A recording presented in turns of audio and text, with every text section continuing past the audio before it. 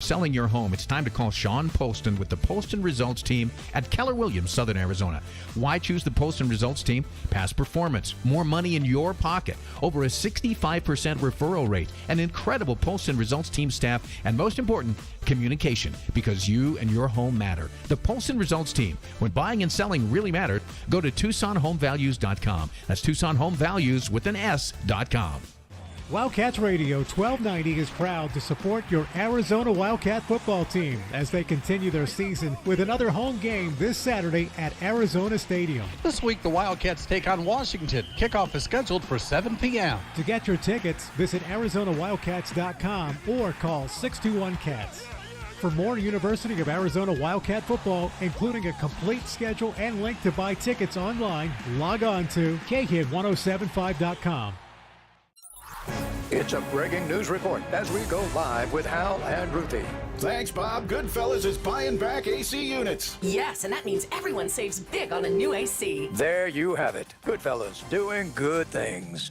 It's the Monsoon Buyback Special with savings our 1,000 plus 5-star reviewers expect. Right now, Goodfellas AC will buy back your current unit for up to $3,000 towards a new AC. Conditions apply. Go to GoodfellasAC.com to find out how. Good service, good prices, Goodfellas. The future of joint pain relief is here. It's QC Kinetics Advanced Regenerative Medicine. This is amazing stuff.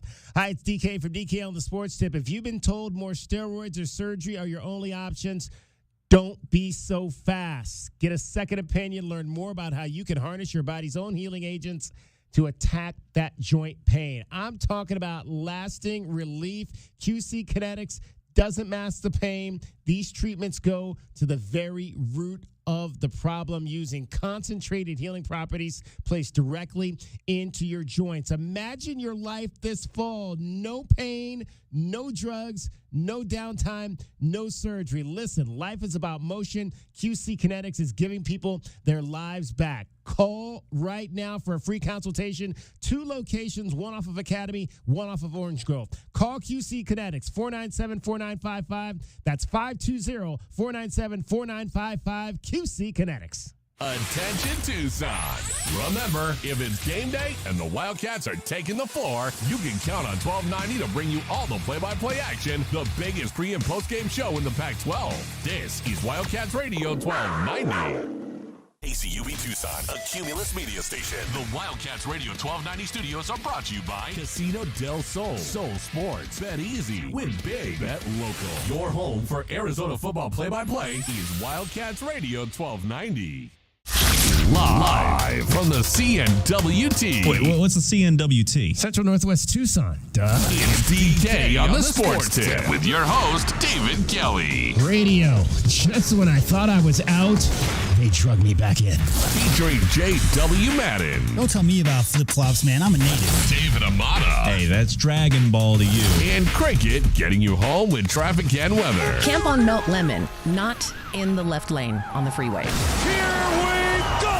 And now, a man who has not one, but 3 first names. David Scott Kelly. What is it going to take? What is it going to take for your Arizona Wildcats football team to beat the number 7 team in the country? Or at least have a chance to beat the number 7 team in the country? I think I've got it pinpointed. It's not that difficult. It's going to take points. No surprise, no shockers here. You got to have points to win this game on Saturday. Now, points has been something that has been slightly hard to come by for the Arizona Wildcats through their first 4 games. Somewhat, when you break down this schedule. Now, let's look at this. The Arizona Wildcats scored 38 points in their first game against an FCS school. Then the Wildcats went on the road to a Power 5 school in the SEC, a place where they'd never won, and they put up 24 points. Not bad. Not bad, but 24 points in today's college football is not going to win you a whole lot of games. Then they came home against UTEP, a group of 5, and the Wildcats scored 31 points. Then Arizona went on the road for their Pac-12 opener. Stanford up in Palo Alto, and they managed just 20 points. All right, so let's do the math on that, which I'm doing right here. For those of you that are watching on one of our many platforms, we've got, we're on Twitter, we're on Twitch, we're on Facebook Live, and what am I missing? YouTube. That is 28 points. Now, I did a little thing. I come from baseball. I come from a baseball background, and you may have heard me talk about this before. But in baseball, we used to always have a stat. What happens to a team when they score 4 runs or more? What happens to a team when they score 3 runs or less? And what you'll find in most instances in terms of baseball is when a team scores 4 runs or more, they win about 70 to 75% of the time. And when they score 3 runs or less, that's under 30%. So 4 runs is generally a barometer in baseball. So about 7 to 10 years ago, I kind of threw this formula and said, okay, and I went back and I looked at like 10 years, maybe even longer than that, of Arizona football to kind of get a gauge of a good point total on how that would work in football. And I came up with 30-35. What happens when the Wildcats score more than or 35 points or more? What happens when the Wildcats score 34 points or less? And it was very similar. What you find essentially is that Arizona football, when they score 35 points or more, they're going to win right around 70 to 72% of the time. When they score less than 34 points, it's in the 20s in terms of victories. Now, as we look at this, so far this year, they've only scored 35 points or more one time, and that was against Northern Arizona. And this team is 3-1, which means they've won games where they have scored 31 and 21. Now, that right there tells you they've got a much, much, much better defense than they have had in recent years. But you're going to need to hit that 35-point platform. You're probably going to need to hit more than that in this game. And I went back and I looked. I believe the Huskies have won 8 games in a row going back to last season. The last team to beat the Washington Huskies in a football game, how about the Arizona State Sun Devils? Last year, quarterback by our guy from Marana, Trenton Bourguet, who we understand is back this week for the Sun Devils and will likely start anyway, against the California Golden Bears in the Sun Devils' second Pac-12 game of the season. Washington last year lost 2 games all season long. Both of those were in the Pac-12 in successive weeks on the road. They lost at UCLA, and then they lost at Arizona State. And the common denominator in those 2 games, you know what it was? I'm going to ask you, J-Dub. What do you think the common denominator was for the Bruins and the Sun Devils in winning those 2 home games against what was last year a very good Washington Huskies I would team? have to guess Washington turnovers, and those two teams scored a lot of points on their home fields. Interesting. I did not look at the turnovers, but we'll do that. But it was scoring. 5 touchdowns. The Bruins and the Sun Devils each scored 5 touchdowns. The last time the Wildcats scored 5 touchdowns in a game was against Arizona State last year. So there have not been that many instances in the last 2 years where Arizona has scored 5 touchdowns. Now, doesn't mean you're going to win. Arizona scored 5 touchdowns last year in Seattle and still lost. Yeah, Huskies had 2 turnovers against the Bruins in that loss and only 1 versus the Sun Devils. Yeah. I'll tell you one thing, DK. You're talking about scoring. There is one outlier, and that's Northern Arizona. You know what? Northern Arizona is the only game Arizona Wildcats did this out of their 4 games, which is score a point in the first quarter. Yeah. They didn't score a point in the first quarter versus Mississippi State, versus UTEP, or versus Stanford. Stanford, we talked a lot about that. That was a 46-second opening drive, 3 plays and out. Yeah.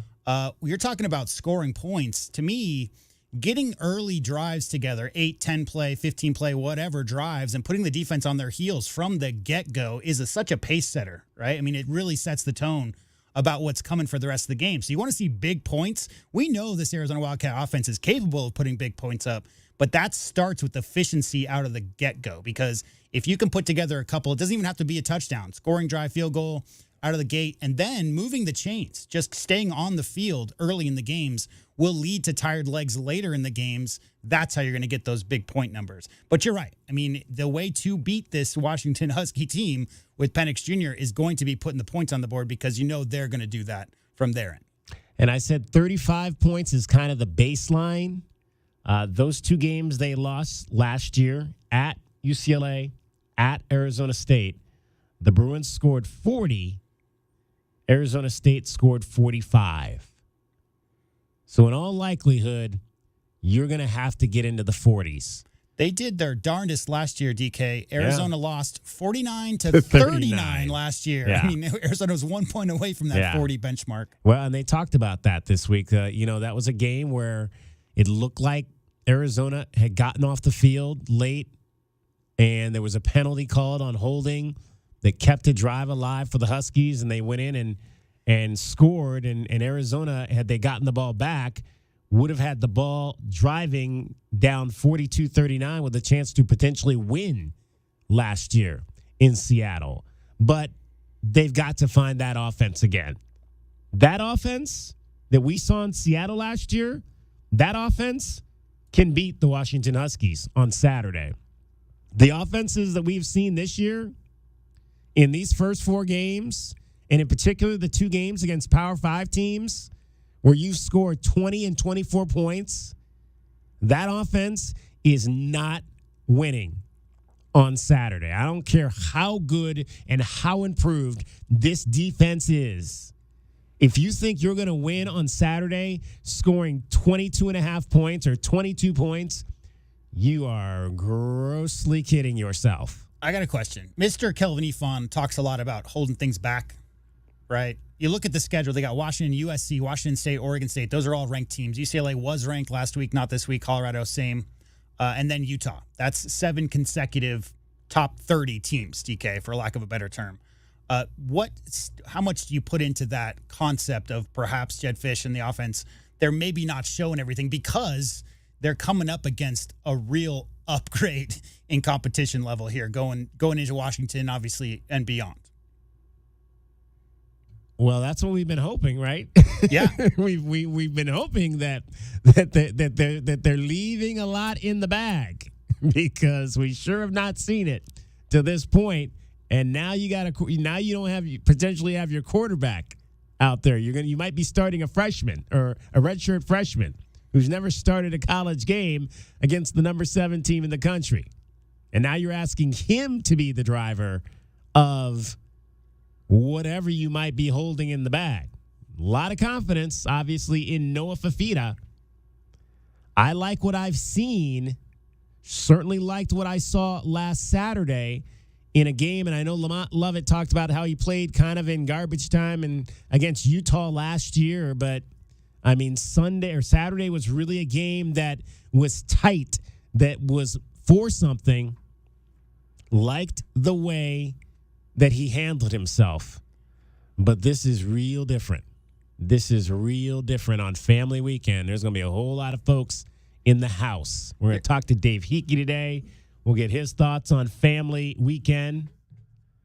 Why they've changed the name. We will ask him why they changed the name to Family Weekend from Parents Weekend. It used to be Parents Weekend, but we don't want to be politically correct and not take care of all the little brothers and sisters that might show up at the game. Okay, so Dragon Ball is away for a few hours. He is down at the Rincon Vista Complex. University of Arizona Soccer is currently having their media availability, so he's down and getting some sound with Becca Moros and the ladies on that. He'll be returning to us, and maybe we'll get a chance to hear some of that today, if not tomorrow. Joining us is the third member of our team right now, and that is Cricket. Afternoon. How are you? Good. How are you? I'm very good. So, Cricket,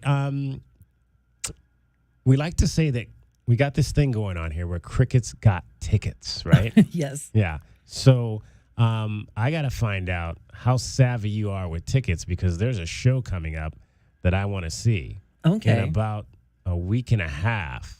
And so I need to maybe put you on the detail to see if we've got tickets for this show. But one of my favorite yacht rock bands is coming back, Yachtly Crew. Oh, right. Yeah, they're coming back October the 8th at the Ava. Ooh. So it's going to be an outdoor show. That's a pretty big venue. Yeah, well, see, this is how big they've gotten in less than a year. I thought they've gone from the Rialto twice to Ava Amphitheater. I thought the law was that Yacht Rock had to be outside. It should be. Well, I've never seen it outside. That's why I'm so excited.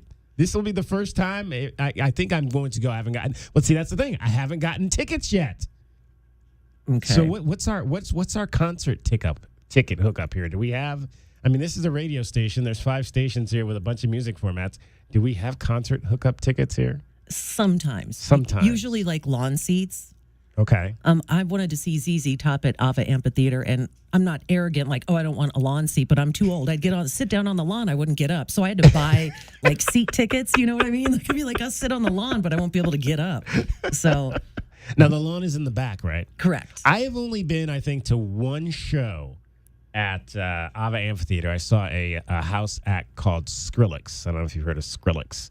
But I didn't stand. I mean, I didn't sit. I just kind of stood because I was kind of walking around. I'd never been to the venue before, so I was kind of just checking it out from different angles. I watched over here, then I go watch over the other side, then I kind of stand in the back, and then so I kind of just stood the whole time. But is it like, are shows there? Do people mostly sit, mostly stand, a little bit of both? What's the kind of feel generally at the Ava? I don't know. I think that it's probably both, half and half. Probably depends on the artist performing too. You know, if it's like Metallica or something. You know. What's the last show you saw there? I saw ZZ Top was there. That was the last show. And how long ago was that? That was like in June of 2022, I think. Okay. Last year. Not this. Now is it mostly the original? But she's got legs. Yep.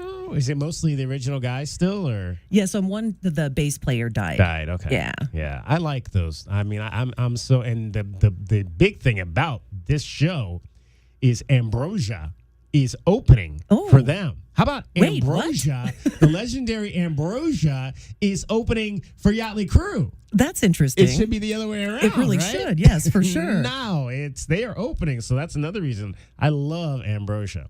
My wife hates the Horse with No Name song. Oh, really? She cannot stand that song. Every time that song comes on Yacht Rock Radio, she turns it off. And she's done. Yeah, she doesn't like that one. All right, getting you home every 20 minutes on the 5s with your Traffic Center. It's Wildcats Radio 1290 traffic and weather together. Reported collisions Orange Grove and La Cholla. Wreck on 6th Avenue north of 22nd Street. Pretty serious collision happened near Los Reales and Alverdon. Expect traffic to be blocked and a lot of emergency crews on scene area Los Reales and Alverdon Way. 70 as our overnight low, 101 tomorrow, and 102 now. I'm Cricket with your Wildcats Radio 1290 traffic and weather together. This report is sponsored.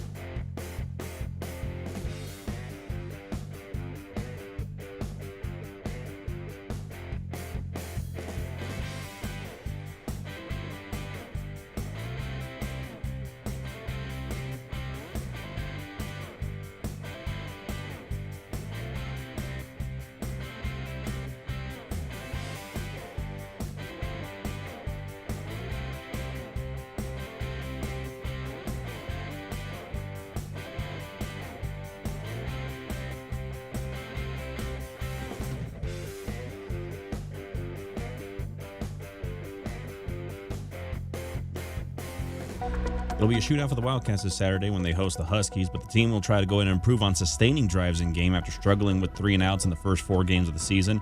Arizona offensive coordinator Brendan Carroll said it was an emphasis in practice recently, particularly in the short yardage plays to keep those drives alive. Yeah, we got to do better in short yardage. We have not done a good job. We've had a couple instances where we need a yard and we haven't gotten it. So that's on the O-line. That's on us. We got to do a better job and just secure the next set of downs.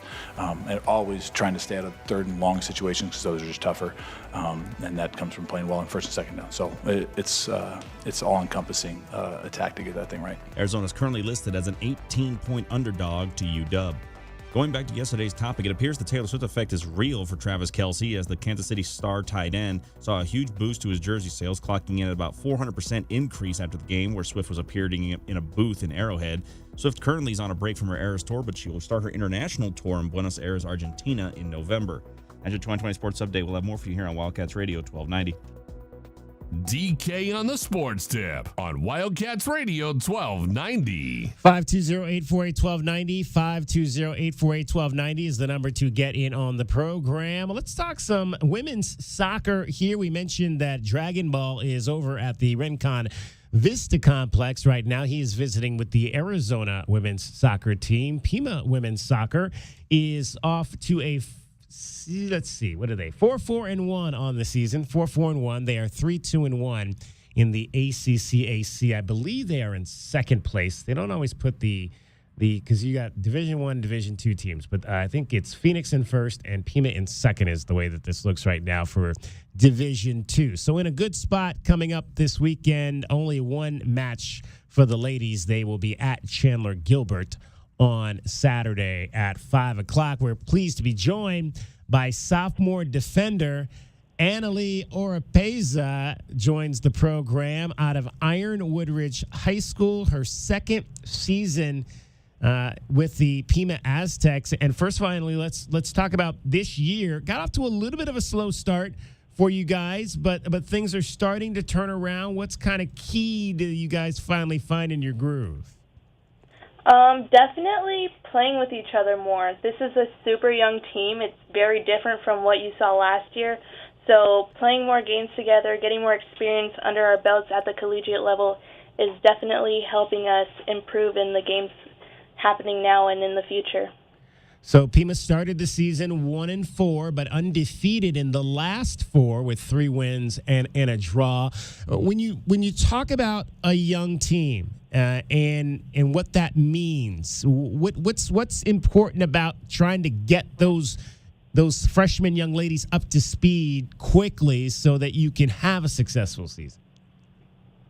Well, the collegiate level is very different from the high school and club level. It's very fast-paced. You need to be knowing what you're going to do with the ball before you get the ball. So it's just getting used to how fast and how competitive you have to play. And that comes with more practice, more playing in games and playing together. That's the difference right now in getting the freshmen up to speed. Annalie Oropeza joining us. She is a defender on the Pima women's soccer team, one of 2 to 3 freshmen who come back from last year, started last year, and now a sophomore on this ball club, part of a backfield that has held opponents to 5 goals, just 5 goals in the last 4 games. What are you liking about the way the defense is playing right now, Annalie? We work very well together, and we are very fast-paced. I feel comfortable with the freshmen that came in, Uriah and Alexia. They are very talented defenders. They are super talented and super skilled, so they make it easy to defend back there. They know what they're doing. They have the experience. Annalie Oropeza joining us here from Pima College Soccer. The ladies will right now head up to Chandler Gilbert on Saturday for a match, and that'll be on Saturday at 5 o'clock on the road.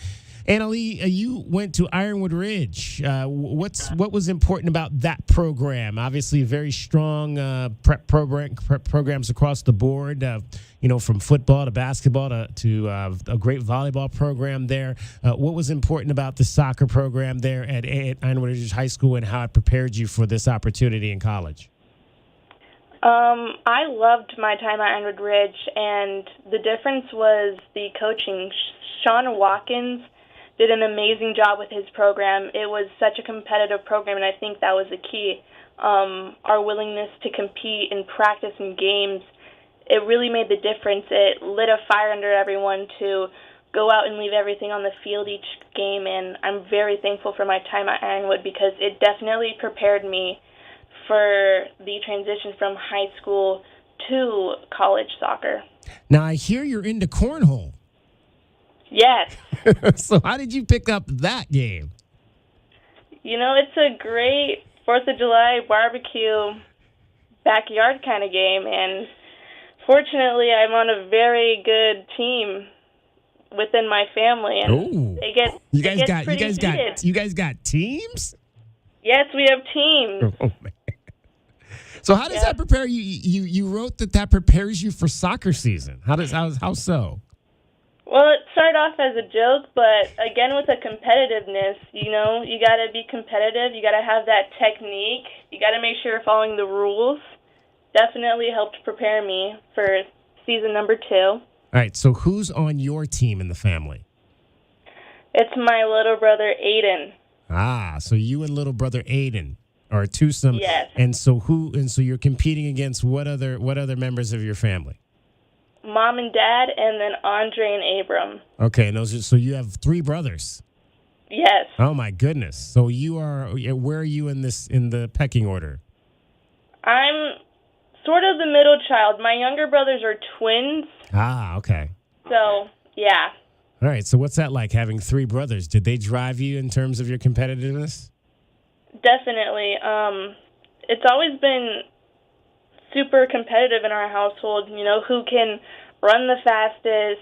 They played baseball, so who can hit the most home runs, who can bench more, who can lift more, who can eat more, things like that. And it's definitely played a role into the athlete that I am because I have the drive to compete and try to be the best. So. Speaking of home runs, I hear Aaron Judge is your guy. Aaron Judge is my guy, yes. Yeah, I recently got to go to New York to Yankee Stadium, and really? Even though he was injured, I got to see him, and it was definitely knocked that one off the bucket list. Nice. That must have been a lot. So were you a Yankee fan before that, or you just kind of came a Yankee fan in recent years? Oh, I've always been a Yankee fan. Always. It's kind of a family thing, you know. When the Yankees play, it's, all right, we put on our Yankee shirts and we gather around the TV and watch the Yankees. All right, so who was the first Yankee you fell in love with before Judge?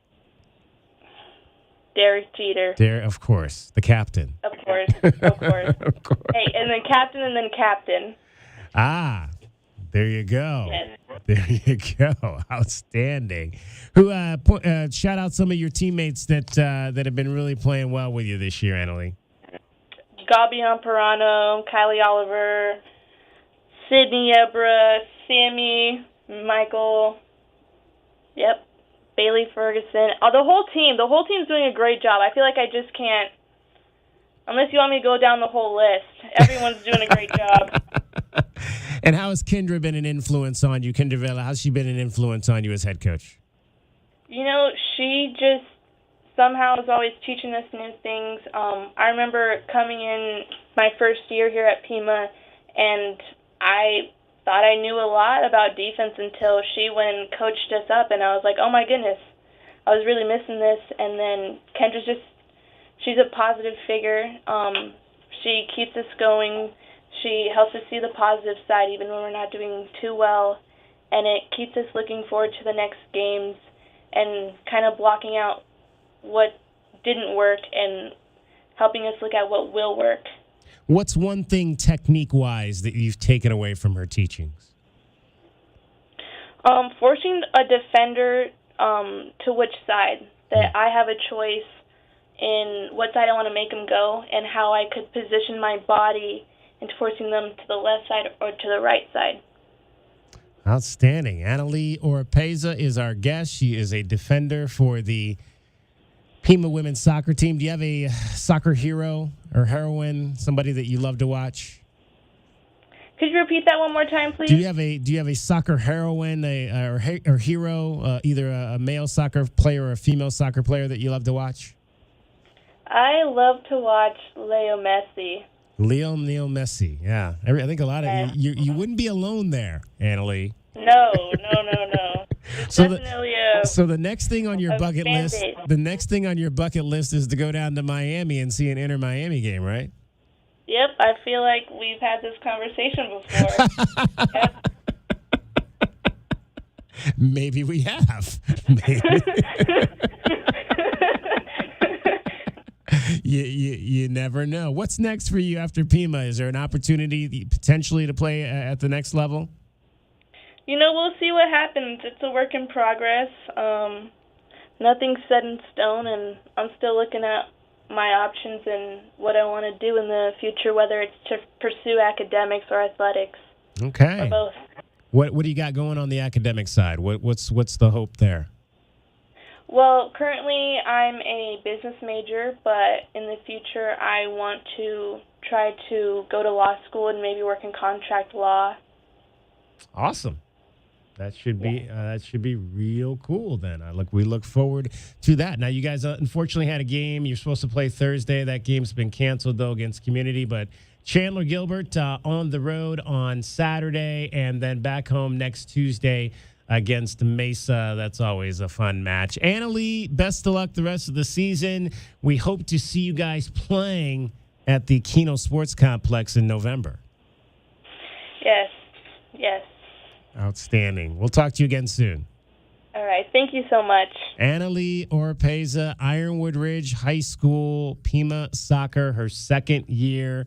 She got her first goal. I forgot to ask her about that. Her first goal of her career came this season. So congratulations. A defender, defenders don't always necessarily get a chance to score a goal, but Annalie did get one this season on her ledger. All right, let's get you home every 20 minutes on the fives with your traffic and your weather. Here's Cricket.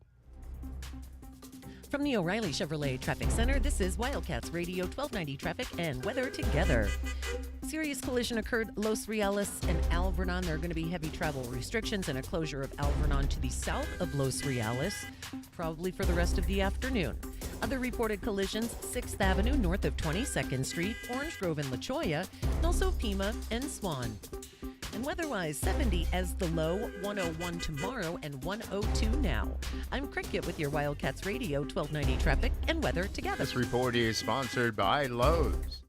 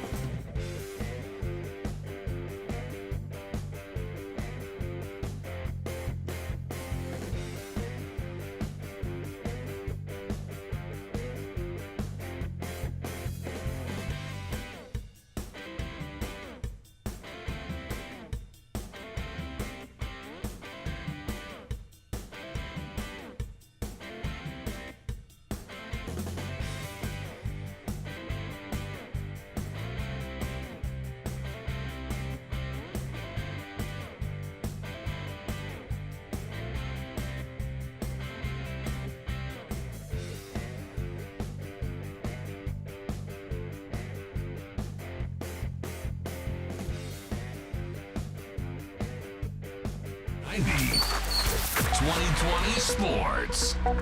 Tommy Lloyd talked about the team's return to the States after their long trip overseas, as now the Arizona men's basketball team will focus on the final year in the Pac-12 Conference.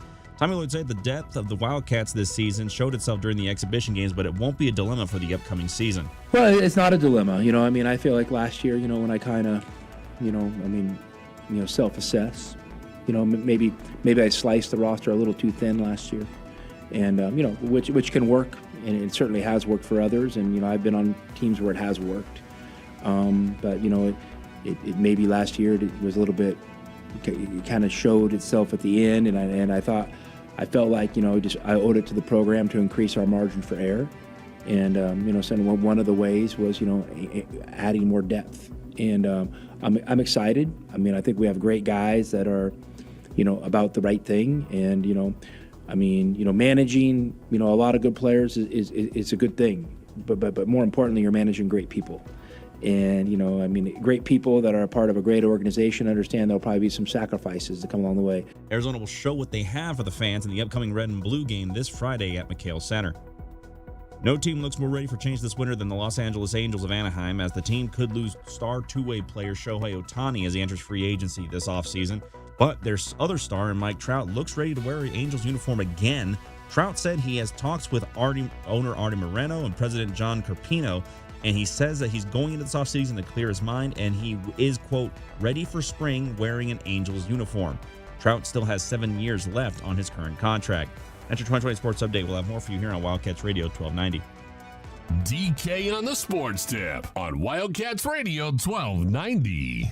520-848-1290 is the number to get in on the program. You can also text us at that number, 520-848-1290. You can interact with us on our Twitter page at Wildcats Radio 1290 or at Wildcats 1290. You can also watch our live stream on our Twitter page as well as our Facebook page, which is at Wildcats Radio 1290.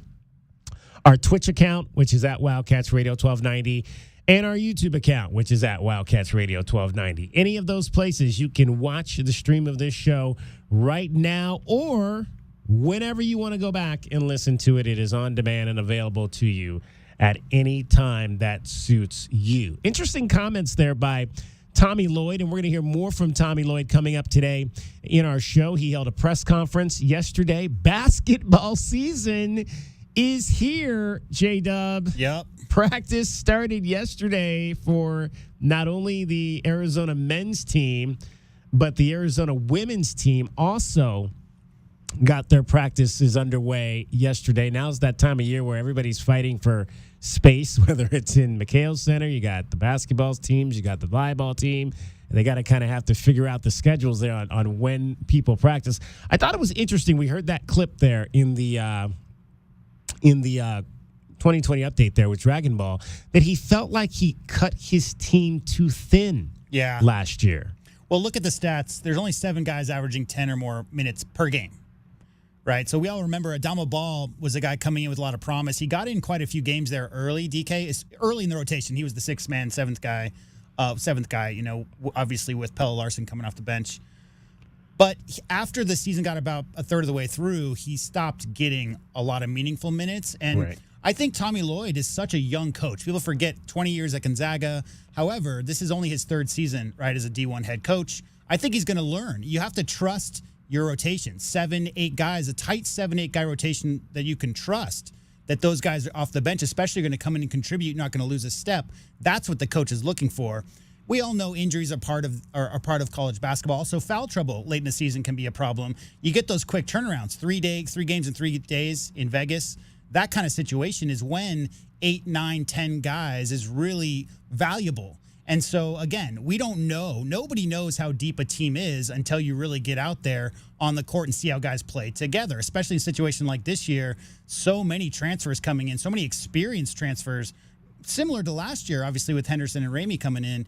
Guys who have been there, done that. Caleb Love, these guys, they've played a lot of meaningful minutes in college basketball, but just because you're a veteran and a good player doesn't mean you're going to mesh well with your teammates. And that's really what it's all about, that chemistry. So obviously practice is getting started. Coach Lloyd knows far more than anybody else does about chemistry and which guys he's really going to be counting on. But what I take away from that comment is just this year, I believe he's going to make a more concerted effort to get guys like Henry Vesar is another good example last year, who was a very obviously skilled guy, needed to put some weight on, needed to maybe figure out the speed and strength of the college game relative to what he was used to, but clearly a very highly skilled player. You're just never going to be comfortable in a college basketball game without getting on the court and getting some experience. That was one guy I thought should have maybe gotten more minutes last year because I saw him early. I thought, especially that Tennessee game, I thought he played well in that Tennessee game. A big man who can pass from out front and get the ball to others down low. I thought that was a very good skill he had, but you're right. He was another guy that just kind of, once we got into Pac-12 play, lost minutes. I really like Filip Borovichinen, and he's only played in like 15 games last year. Not to say that he's going to be, vying for a starter's role. I don't mean that. I just mean there are guys on that team that Arizona basketball fans maybe didn't get to see a lot of last year, except for a couple of minutes at the end of blowouts. There are a lot of guys on this roster. You talk about all the talent, obviously, they brought in from overseas over the summer. There are a lot of guys, DK, that Arizona basketball fans have yet to see in an Arizona basketball uniform. So there's a lot of unknowns. But what I take away from those comments alone is that Coach Lloyd is going to be going into this season with the idea, again, you cannot say before the season starts, I'm going to have a, quote, 7 or 8. That's not how this works. You figure it out as you go along. However, I love the depth of talent across the board that they have, the potential possibilities to have a bunch of different guys in different roles, situational. You go up against a bigger team, you got bigger guys you can bring in, that kind of thing. And so having everybody ready to go, and obviously there are some incredibly talented and skilled players.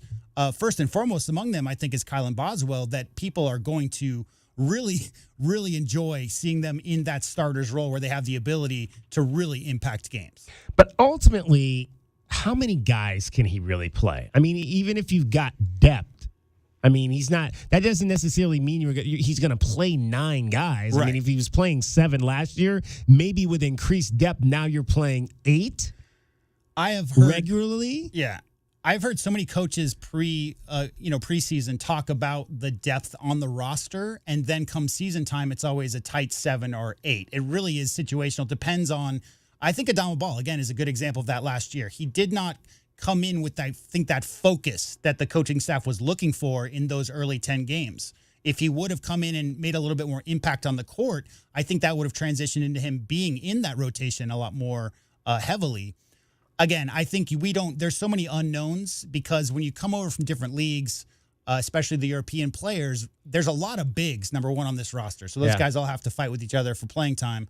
But again, I think having the ability, the luxury of having guys off the bench who might not get more than 7-8 minutes per game, but you can count on, DK, if you need them in a 15, 20-minute stretch because of foul troubles or injuries. I think that's what I'm hearing more than anything is making sure that all those guys on, in that 8, 9, 10 position are all ready to go, because certainly there is enough depth of talent on this roster in the backcourt and front court to be able to have a deep team. How deep the rotation is, that's TBD. Right? We'll see. I just went down the list. I just went down the list and just counted 10 guys I think are going to play. Yeah. Should play. There's a lot of guys. Jaden Bradley, Filip Borovichinen, Caleb Love, Pelle Larsson, Kylan Boswell. I don't think KJ Lewis will play a lot this year. I think he's going to be one of those guys that'll be a development.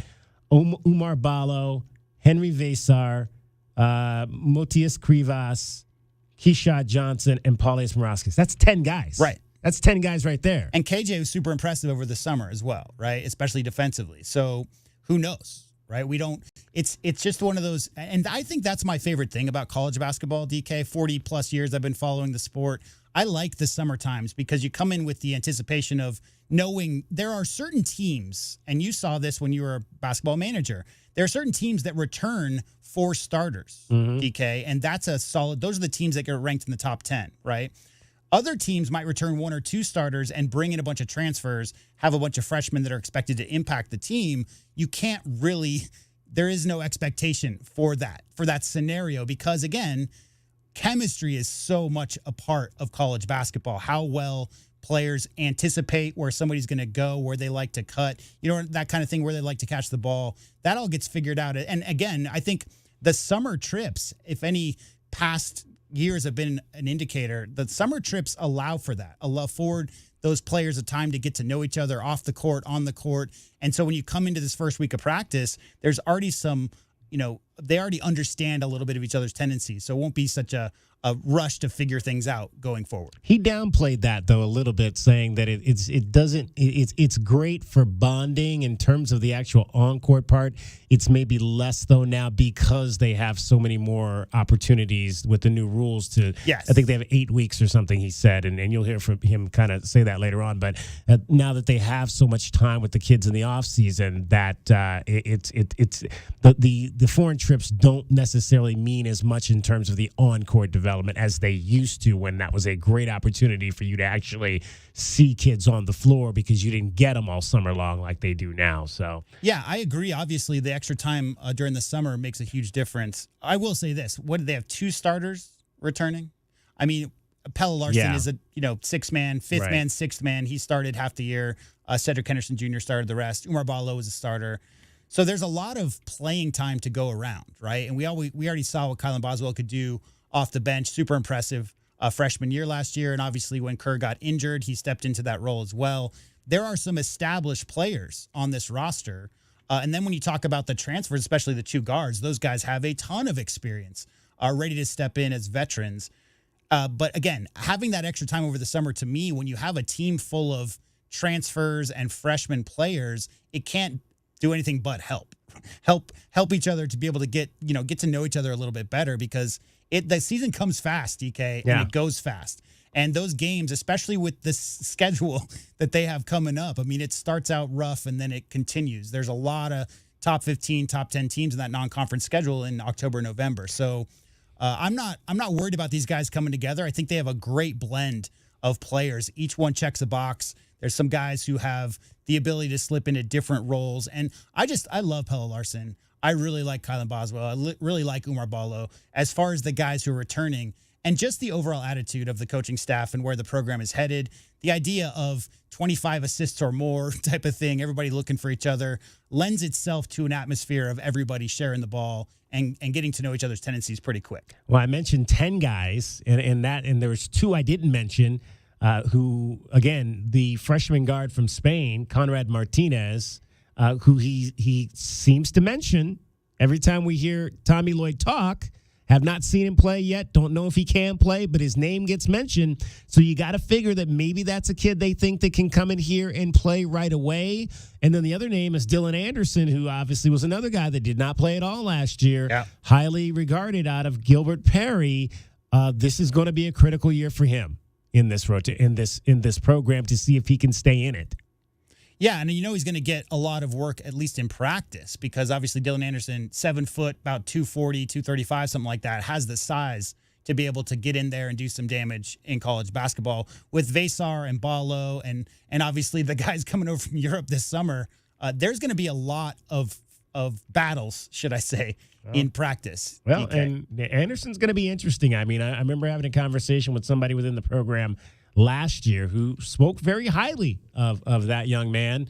And I think we'll maybe get a chance to he'll have a larger opportunity to show this year, at least early on, what he could potentially be as another one of those 7-footers for this program. Like you said, J-Dub, a lot of bigs. A lot of bigs. So Tommy loves his bigs. Yeah, I mean, how many 7-footers are on the roster? Like 6? Something like that. It's crazy. Holy mackerel. All right, we can get into all that. What do you think? You've got 3 more days until you get a first look at this team at the Red-Blue game that is coming up Friday night at 7:30. And I'll tell you one interesting thing that came out about the Red-Blue game. That'll be in the next hour. This is DK on the Sports Tip. I'm David Kelly along with J.W. Madden. We got cricket here as well. Dragon Ball out at Arizona Women's Soccer. You're listening to Wildcats Radio 1290. From the O'Reilly Chevrolet Traffic Center, it's Wildcats Radio 1290 traffic and weather together. Slowdowns at Ajo Way and Mission. A closure and a crash Alvernon south of Los Reales closed and probably closed for the rest of the afternoon. Other wrecks reported 1st Avenue and Roger Road, Pima and Swan, Orange Grove and La Cholla, and also 6th Avenue north of 22nd Street. 70 as our low, 101 tomorrow and 101 now. I'm Cricket with your Wildcats Radio 1290 traffic and weather together. This report is sponsored by Staples Stores. At Staples, you can count on every print project being perfect. And now get $50 off your print order of $150 or more. Offer ends 10/14. Exclusions and restrictions apply. See an associate or visit staples.com/print for details. Perfect prints, guaranteed at Staples. License 240693. Broken AC? It should be fixed. Broken furnace? Gotta fix it. We believe broken things should be fixed. And boy, are we good at it. But if Alaskan AC fixed something, and you decide you would rather upgrade to something new, we'll deduct whatever you paid for the repair to a brand new system. Even if we didn't do the repair. How about that? We know you've been dreaming about one of those sexy new systems. Gary's definition of sexy is different from regular people. So if we did a repair, or anyone did one in the past 6 months, we'll deduct the price of that repair from the cost of a new, more efficient heating and cooling system. Saving money on something new, and major savings on your utility bills. It's another polar bear promise that we'll do whatever it takes to make sure every room in your home is comfortable. Every room. Broken AC? It should be fixed. Broken furnace? Gotta fix it. But if you decide on something new in the next 6 months, the repair cost is deducted from the new system. Only at AlaskanAC.com. We get you so close to the action at McHale, it feels like Wilbur and Wilma are in the car with you. This is the home of Arizona men's basketball. This is Wildcats Radio 1290. Hey, I'm Andy. If you don't know me, it's probably because I'm not famous. But I did start a men's grooming company called Harry's. The idea for Harry's came out of a frustrating experience I had buying razor blades. Most brands were overpriced, overdesigned, and out of touch. At Harry's, our approach is simple. Here's our secret. We make sharp, durable blades and sell them at honest prices for as low as $2 each. We care about quality so much that we do some crazy things, like buy a world-class German blade factory.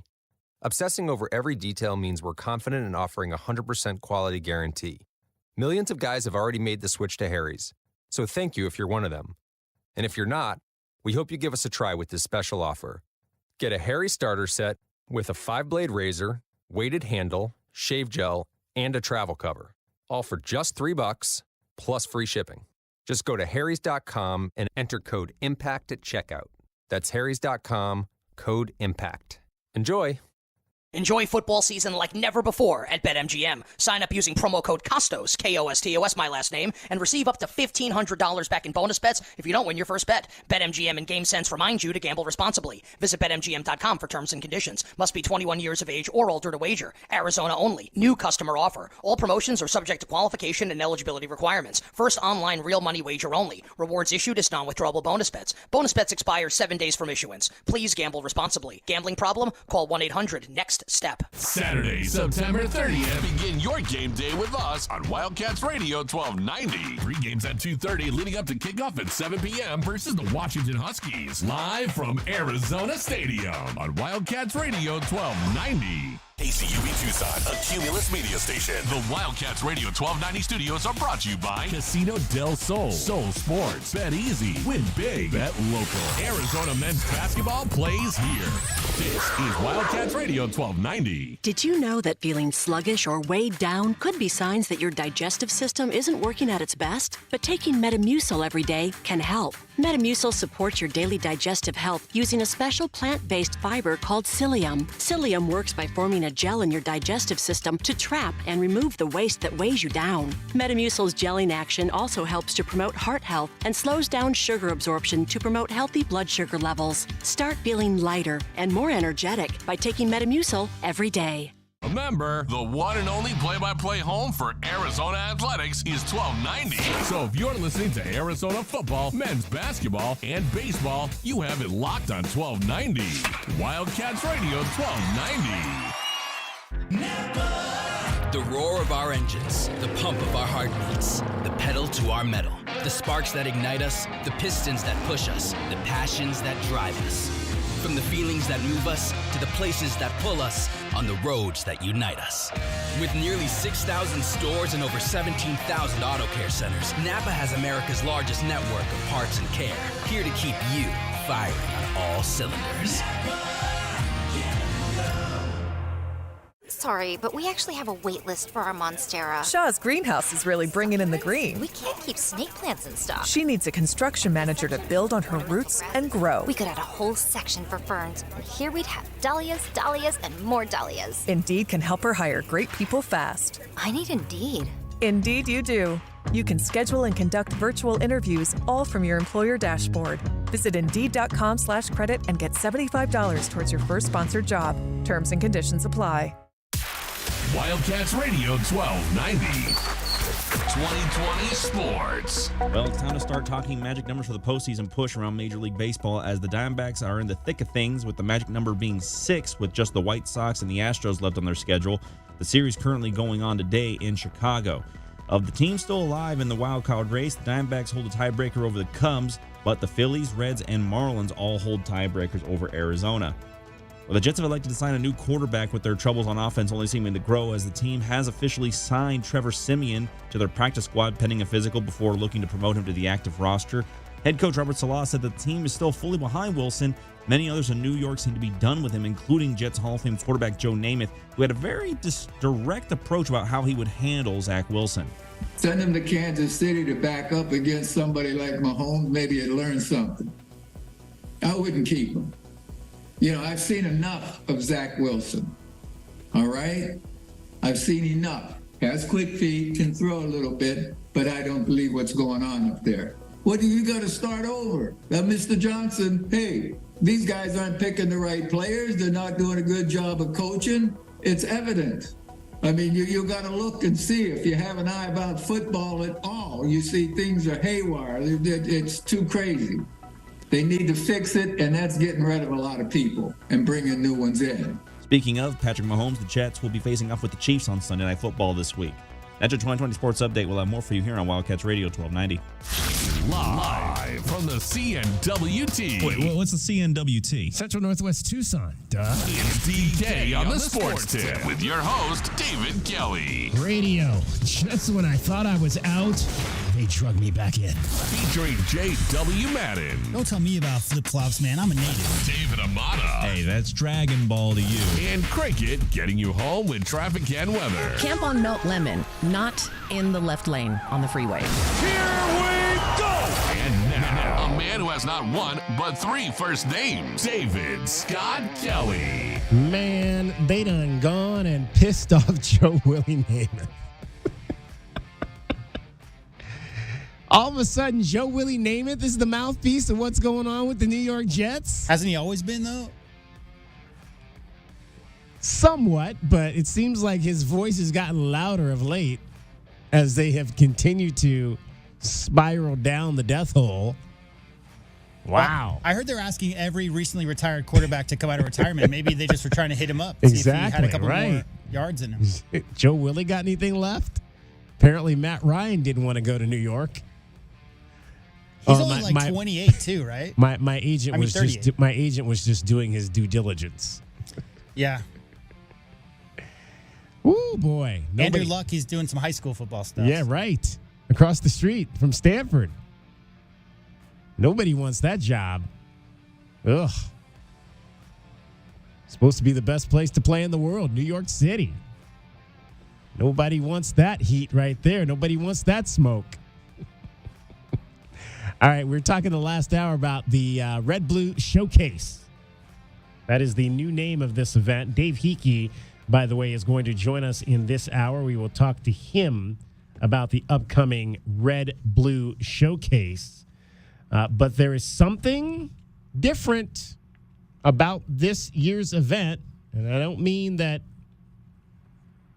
Richard Jefferson and Channing Frye and Allie Clifton are going to be in the house. The Road Trippin' podcast, although that's awesome. It's awesome to see those guys come back. Allie, I am familiar with her work. She was the sideline reporter for the Cleveland Cavaliers for a number of years during the runs to the finals, the 4 straight runs to the finals. What's she doing? She does Lakers pregame these days? Yeah, she kind of followed LeBron. Yeah. LeBron left to go to Los Angeles, and Allie left and went right with him. It's a good gig. Yeah, exactly. So she's kind of pre and post, I think, she's kind of their studio show for the Lakers television network. So they will be in town. But this game, this showcase, what was the old saying? The revolution will not be televised. The showcase will not be televised. Yeah. For the first time in a long time. If this did not state the death of the Pac-12, I don't know what does. The Pac-12 has routinely broadcast the red-blue game, but that will not happen this year.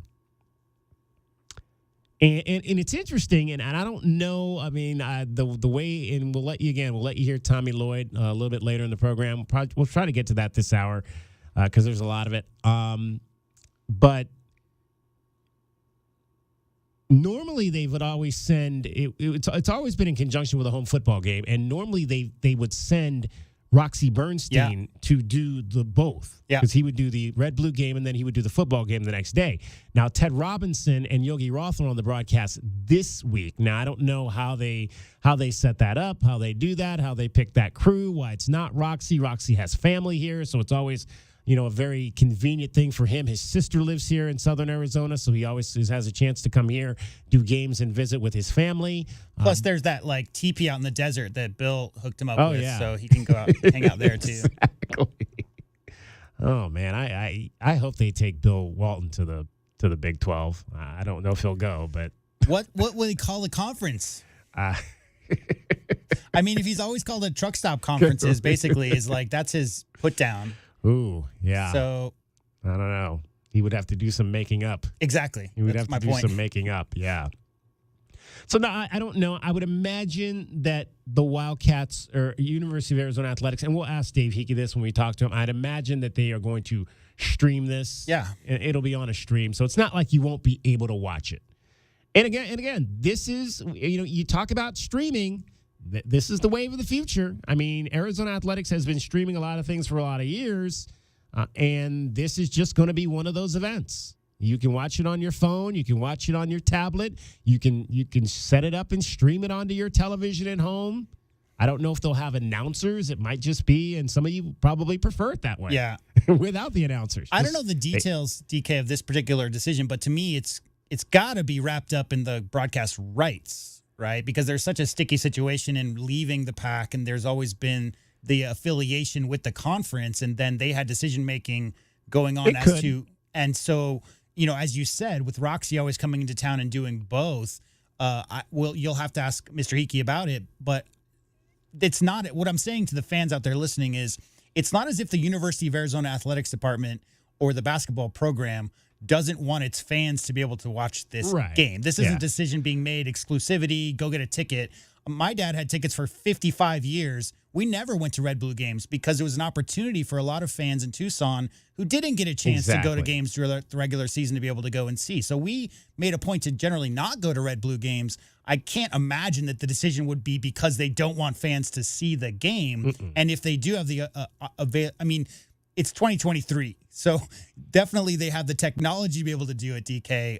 So we'll see. I hope it's on the air. It was clear this was coming. This was not a local decision. Yeah. It's a Pac-12 decision. Again, for whatever reason, and I'm not sure where Roxy is this week.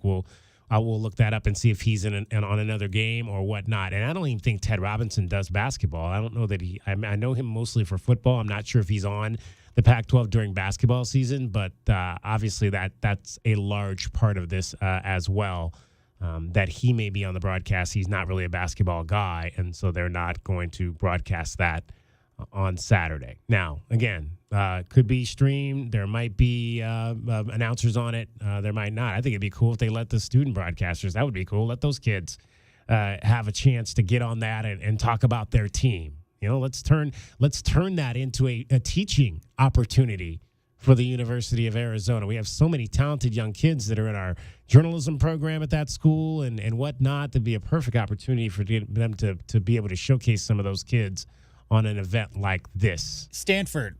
He's at Stanford? Yeah, Ducks are going to play at Stanford, and that's where Roxy will be this weekend. All right, well, there you go. 520-848-1290, 520-848-1290. Okay, I want to get back to what we were talking about in the first hour, and I want you to hear more from head coach Jedd Fisch of the football team. I said to me, and I'm already giving you my keys to the game. You don't even have to wait till Saturday for my keys to the game. I'm giving them to you right now. Arizona has got to score 5 touchdowns. 5 touchdowns. Not 1, not 2, not 3, 5. It's going to take 5 touchdowns to win this game. 5. How many? 5. Okay. Jedd Fisch was asked this week if he's concerned or if he's really kind of dove into why his team is not scoring this season to the level that they should be scoring. Here's what the head coach had to say. I really don't really look at it too much. I know that seems like that's a story, but I look at the fact that we're 3-1. And the only loss we've had was in overtime on the road against an SEC school. And I'm proud of the way our guys are playing. I think that we've had some opportunities for points. We just haven't come down with them. Certainly this past game, you're on the 36, you're on the 26. I don't know, make the block, make the throw. I just think there's some of those plays are just weird. It's weird. It feels like we've crossed the 50 a lot in the first quarter of games. So we just maybe this will be the week that we can turn those into points. We're certainly going to have to against this team. Just to follow on Damien's question there, Jed, where are you most comfortable with Tyler? You talked earlier about, you got to the 36, you thought that was long, and then the next possession you went for. Where are you most comfortable with him inside? Yeah, I would say that, the wind was a little bit swirling, so I didn't want to kick it. It would have been a 53-yarder, and I'm really comfortable with the way our defense is playing right now that I'd much prefer to try to pooch kick it and back them up to the 10. I think is was what the goal would be in those situations, get an inside the 10 punt. I think we did that with the UTEP game where Jaden punted, and I think he got downed on the 8. That's kind of, but that's kind of the mentality there. But I would kick the ball. I think Tyler's very comfortable in that 52, 53-yard field goal range, so that would be about the 35. Probably just because of how early it was in the game. And I just didn't want – they had a 3-0 lead, and I didn't want to give them a short field where they only had to go 60 yards or so. In that case, I wanted to play good defense and get the ball back and drive down and score and take the lead. All right, that is the head coach, Jedd Fisch. I asked him that follow-up question about Tyler Loop and why he chose not to kick in the second and third possessions in the first half. They went down, he mentioned, they got down to the 36. They thought that was about a 52, 53-yard field goal. From there, the wind was swirling. Maybe not a bad decision by Jedd Fisch because Carty for Stanford missed twice. From 50 plus. And that's like the first 2 he's ever missed in his entire life, right? Exactly. Yeah. Okay. That kid never misses. Ever. Yeah. So maybe not a bad decision there, but then they got down to the 26 and they decided to go for it in that situation. He talked about, a block here, a catch here. Well, you got to make that block here. You got to make that run this week. You got to make that catch this week. It can't be weird. We've heard it's weird several times this year. It was weird against NAU. They went an hour without the football. This Washington offense, I can guarantee you one thing. They aren't going to be holding on to the ball for an hour. I'll tell you another thing, DK. You're not going to get 3 possessions in the second half with them throwing the ball around like they do. Exactly. Because those are going to be quick possessions for Washington. It ain't going to be weird. Yeah, exactly. It ain't going to be weird with 4 possessions, 3-4 possessions in the second half. It can't be weird this Saturday. You have got to score. You've got to score the football. Period. Now, when you say 5, does that mean 5 offensive or a couple pick sixes? Because that counts. Well, I would prefer 5 offensive, but 5. Just score 5. Yeah, if you can get a special team score. Yeah, how many times have we talked about that? Special team scores can help you win big ball games. Defensive scores can help you win big ball games, but you got to catch the ball. You got to catch the ball on defense Johnny Nansen talked about that today. You got to get those with the coordinators. You can't drop interceptions. Got to get 1 yard when you need 1 yard. You got to get 1 yard when you need 1 yard. You know, Dalton Johnson, the Jet said that on Monday. Dalton had a chance to intercept the ball late, couldn't get it. They had an interception in the end zone. That's still flabbergasting everybody's mind how that was even a penalty. But you got to get those plays. You got to make every single play. You've got to make the big plays on both sides of the ball to have a chance to win this game on Saturday. And it starts Saturday. It's the starting of a gauntlet. If you want to have a chance in any of these next 7 games, you've got to score the football however you can do it. Offense, defense, special teams, whatever. Don't leave field goals out there. If you think you can take a field goal, take it. Get points. All right. Getting you home every 20 minutes on the 5s with your traffic and your weather is Cricket. From the O'Reilly Chevrolet Traffic Center, it's Wildcats Radio 1290 Traffic and Weather together. With a closure on Alvernon south of Los Reales due to a collision, Alvernon south of Los Reales is closed and will probably remain closed the rest of the afternoon. Other collisions, Grant Road and Swan, First Avenue and Roger Road, Pima and Swan, Orange Grove and La Cholla, and also 6th Avenue north of 22nd Street. 70 are low, 101 tomorrow, and 100 now. I'm Cricket with your Wildcats Radio 1290 Traffic and Weather together. This report is sponsored by Boost Infinite. Hey, if you're thinking of getting the latest iPhone, you need to stop at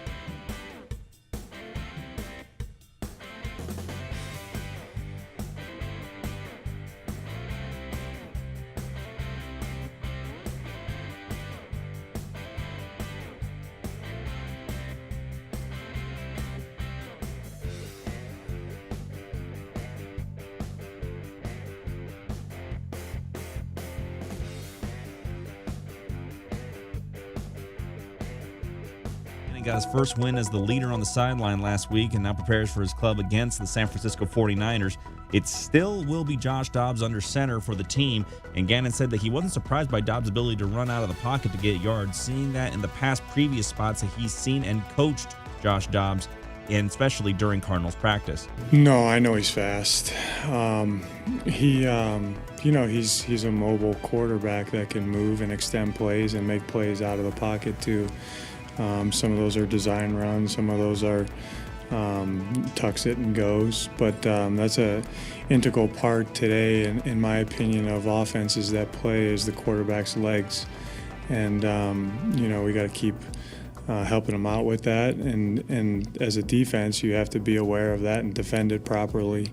We saw us learn from that a week ago or two, so it's huge for our offense because it gives us some versatility and gives us another weapon that we can deploy when the scheme would say that, and he's done a good job with it. Arizona will have their hands full against the 49ers defense, which sits third in yards allowed per game this season.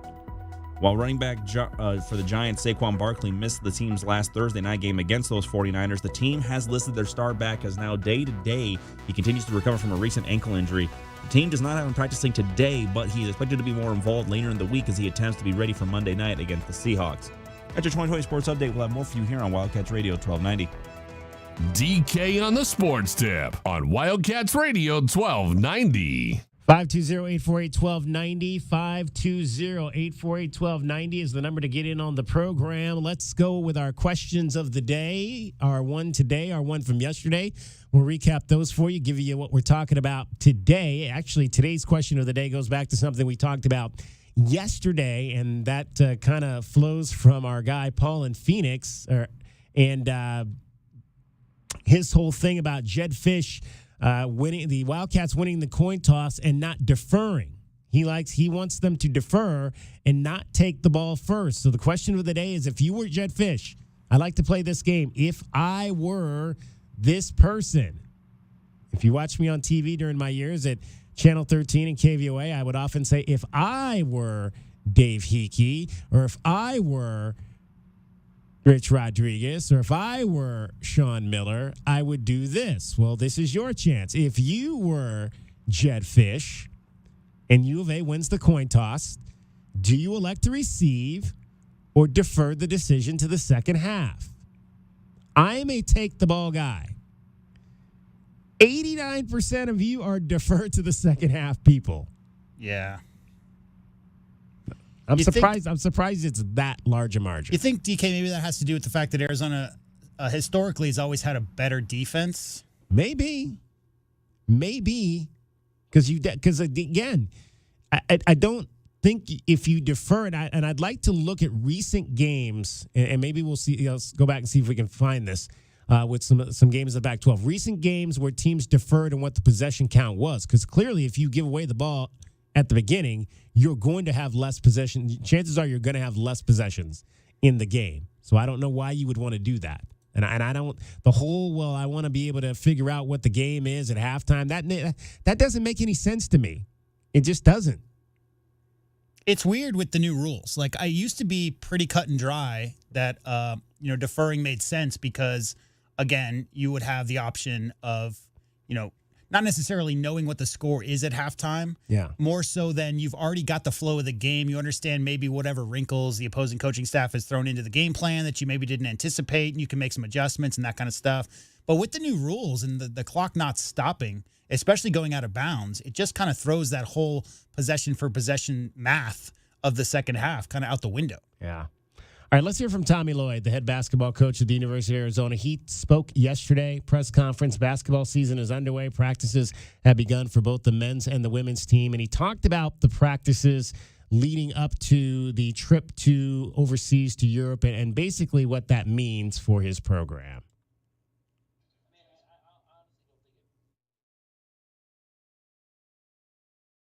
Now, there's the NCAA has really grown.